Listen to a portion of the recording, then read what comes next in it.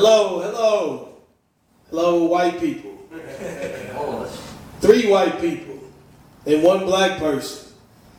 The numbers are working against me. If we have race war in here, I'm not going to win. But the thing about it is, I know how to use a good instrument over somebody's head. I can hurt you with that. I cannot play an instrument, but I can't beat somebody up with it. You know, I'm very jealous of musicians because musicians, when they're not doing so well, they can hide away on stage in front of people. When they're playing their instruments, if it's not going well, they can just... They might look up a little bit, but then it's not going well, I need to look back down. Jazz. Yeah, that's jazz. But see, when you're a comedian, man, or you do any type of public speaking, it is a requirement that you look at the crowd. And if they're not feeling you, what you're saying, then you get to see every intimate look in their face and detail. You know, even if they're not saying that you suck, they have that you suck look on their face. You know, and then I just got to pretend like they're not there. So as years has gone on doing this, I've learned to block them out, you know. I just pretend like they're not there. And then when you go back into the crowd, that's when you have to face these people, you know. But I'm like, don't get mad because you didn't pay for this, so it doesn't matter. See, when you pay to come see somebody perform and they don't do a good job, then that's when the trouble starts, see. Because, you know, you have to, like, slip out the back door. I've had people follow me to my car, and they tell me, you suck, you know. And then, like, you know, it's like, you don't ever want to go back there ever again. And if you do bad, then you're not going to be invited back anyway, so it doesn't really matter.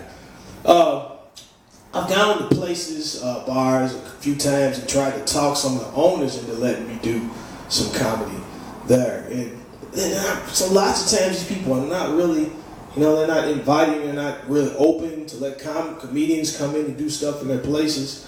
And I have to convince them, keep talking to them. So, you know, this could be a really good thing for your establishment. Well, no, we're not going to do that. I said, yeah, but, you know, it brings some energy, man, to the crowd, other than just musical stuff. No, we're not going to do that. I'm not going to pay anybody. I said, well, I'll just do it for free.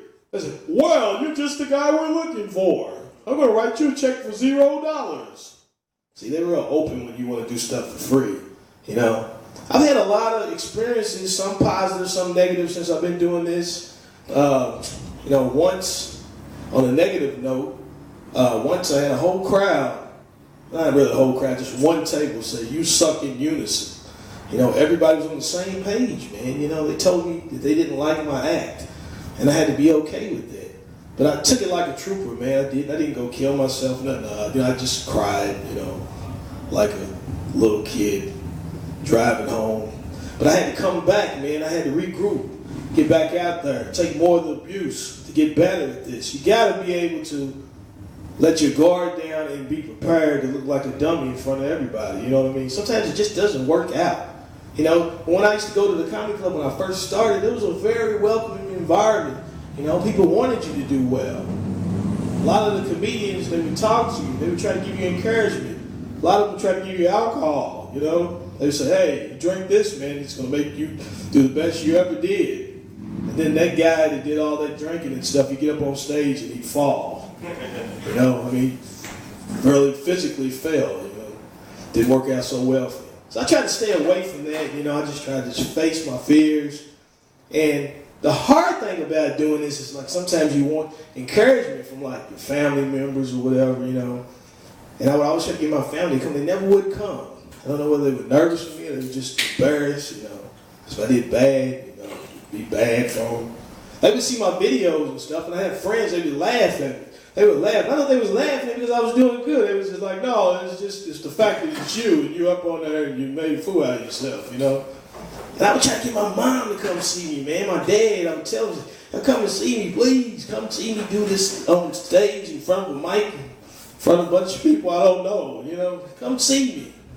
And they would tell me, you know, I knew they wasn't going to come because we're not coming. That's exactly what they said. We're not going to come. And, you know, my mom one time, she said, I'm not going to go in those places. Man, you act like I asked you to go to a strip club with me or something, man. You know, I was just going to do comedy. 5 minutes and leave, okay? But, You know, I eventually got over it. My parents finally came once last year, and after I got finished and stuff, I was feeling good about myself because people was laughing and stuff. And I asked my parents, I said, "So how did you think I did? What did you like?" Well, I liked the part when you walked up on stage. That was funny, you know. That was the best part, you know. What about the jokes? You just gotta keep going and doing this thing and try to get better and better. You know, hopefully one day you'll be able to, I don't know, just be able to stand up here whenever you do what you want to do. I know right now I'm probably rambling a little bit, but it's okay. I'm gonna give you a little background on me, you know, history. Not that you really care, you know, you don't care who I am, you know. I always wanted to perform. I know I did. I started out wanting to be a basketball player. That was always my career goal when I was growing up, was to be a basketball player. And I always thought I was great, man. You know, the only thing about it was that my coach never knew I was that good. He didn't know it. I thought, man, I was the next Michael Jordan. He didn't even know it, man. But he didn't even know I was on the team. That's the thing about it, you know. He just like overlooked me. See me in the picture. He said, "Oh, okay, this is Jeff. This is Henry. There's this guy right here." That would be me, coach. And I never got any playing time, man. That sucked. That always just disturbed me for like the next 15 years, you know, never being able to get playing time. You know, I hated that. And I said, I'm going to have to come back and do something I like to do, something that they can't put me on the team, you know. I was going to do something selfish. This is a selfish type of thing. Nobody can yank you away from the mic. I guess they can yank you away from the mic if you're doing bad, but like I'm probably doing right now, but it's okay, you know. But so I used to play sports, man. I loved it, man. I loved just the team aspect of things, doing stuff and getting out there. And when I was in shape, I was pretty good at it, you know. Now I'm just like horrible.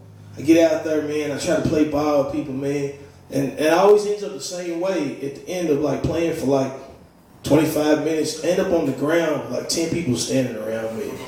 It just gets bad like it. You know, I'm sweating right now because I start sweating because I think about how poorly I am on, you know, when I'm out there playing. So I try to leave that alone. I try working out, you know, trying to run and stuff. That don't work out too good for me because I always have ambulance follow me. I don't understand why they follow me. You know, I guess that's an indication I need to quit doing that, you know. So I'm an artist. I draw a cartoon. I'm not very good at that.